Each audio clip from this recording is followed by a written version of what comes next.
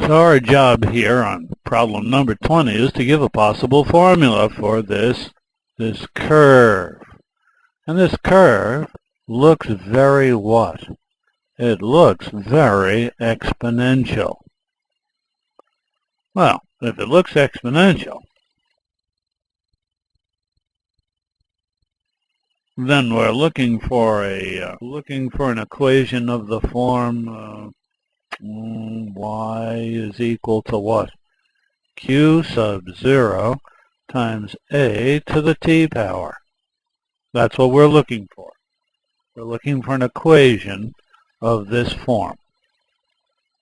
I'm sorry, could you repeat that again? Sure, we're looking for an equation of this form.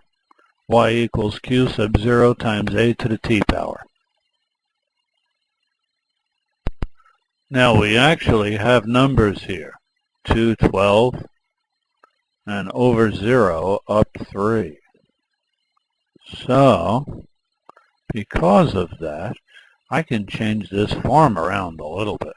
Rather than say Q sub 0, I can say Y sub 0. I have actual numbers I can plug in. So what can be one possible formula, one possible equation? Well, I'll use this X or T. Well, I have T in there. I should change this line to T. All right. So let me now plug these guys in. Yes? I'll start with the 0. X and Y, or in this case, T and Y. This 0 will go here. And this 3 will go here. And before we do anything else, let's actually do this. So 3 is equal to y sub 0 times a to the 0 power. Well, anything to the 0 power is going to be equal to what? 1. So y sub 0 times 1 is equal to y sub 0. Oh my goodness!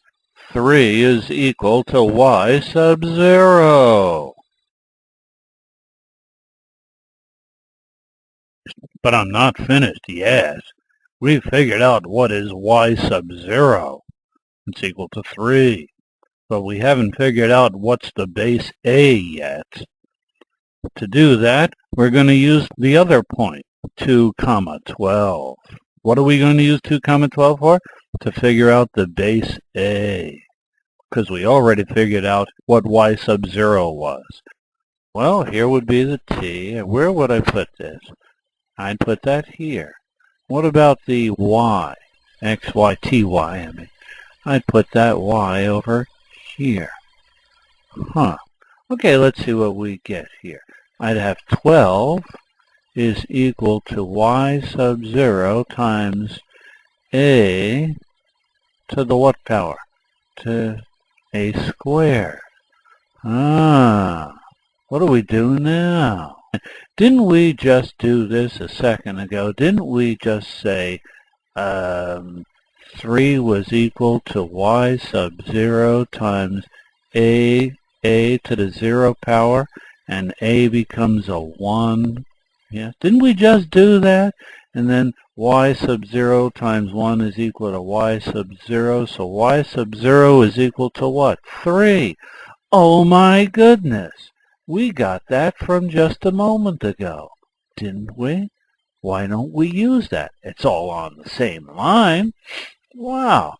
So, I can take this 3 guy here and plug him right in there.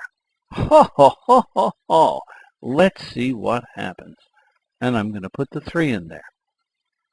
So 12 is equal to 3 times a squared. Well, this looks solvable now. I can divide by 3 and divide by 3. And what does that give me? 12 over 3 is equal to what? 4, I think. 3 goes into 12 4 times. So 4 is equal to, well, 3 over 3, that's a 1. 4 is equal to a squared. Oh boy, that's a tough one. So I take the square root of both sides, and I get 2 is equal to a. Well, that's a square root. I have to say plus or minus 2, to be fair, and to be accurate, too. So going back over to here, we said a moment ago that a was equal to 2. So let's fill in the 2 here. A was equal to 2 raised to some x power. And y sub 0, a second ago we said that was equal to 3. Oh no, I put that up there. I'm so fired. That was 2 to the x power, 2x, yes. And y is equal to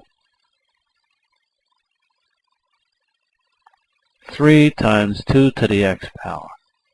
Yeah, that looks like a fair equation. That looks like it makes sense. Well, let's test it. Let's find out if it's true. When x is 0, y is equal to what? When x is 0, 3 times 2 to the 0 power is 3 times 1. It's equal to 3. Okay, that's it. That checks out well. That checks out well. What about when x, well, let's clear off the screen now, and let's get rid of our pointy arrow thingy there. Now, when x is equal to 2, what does y equal? Well, 3 times 2 to the second power is 3 times 4, and that's equal to what? 12. Oh my goodness.